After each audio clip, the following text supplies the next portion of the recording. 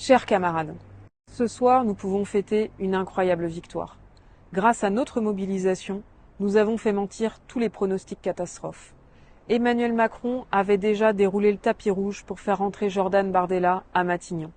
Nous avons non seulement battu l'extrême droite, mais permis l'élection d'une majorité de députés sur le programme du nouveau Front populaire. En 3 semaines, nous avons réussi à radicalement changer la donne. Nous avons démontré que rien n'est jamais écrit d'avance. Nous avons déplacé des montagnes. Nous avons réussi à rassembler la gauche. Nous avons réussi à gagner un programme de rupture avec le macronisme. Nous avons enfin gagné la fin du nini et la constitution d'un front républicain. Alors, soyons fiers de tout ce que nous avons fait, mais il nous faut rester mobilisés parce que la tâche va encore être très rude. D'abord parce qu'Emmanuel Macron va continuer à tenter d'organiser le chaos.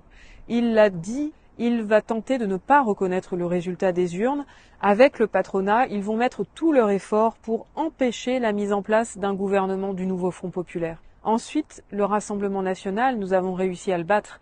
Mais ce sont quasiment la moitié des salariés qui ont voté pour l'extrême droite au premier ou au deuxième tour. Cela doit nous conduire à ouvrir une réflexion en profondeur. Dans les prochaines semaines, il nous faut mener un déploiement en grand en direction des salariés pour les appeler à se syndiquer, pour leur dire que le meilleur moyen de faire reculer le racisme et l'extrême droite, c'est de se syndiquer, pour leur dire aussi que c'est le moyen de mettre le progrès à l'ordre du jour puisque jamais les avancées sociales ne sont arrivées d'en haut, elles découlent du rapport de force sociale et donc de notre rapport de force face au patronat. Cette victoire, elle a été possible parce que la CGT a été la boussole, parce que nous avons été fidèles à notre histoire et que nous avons refusé de mettre un signe égal entre l'extrême droite et une quelconque autre force politique. Cette victoire, elle a été possible grâce au déploiement massif de la CGT sur tout le territoire, dans toutes les professions et dans de très nombreuses entreprises. Cette victoire, elle a été possible grâce à l'énorme mobilisation de la société civile, grâce à la magnifique mobilisation de la jeunesse.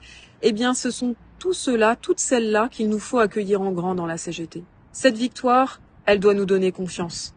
Battons le fer tant qu'il est chaud, on lâche rien.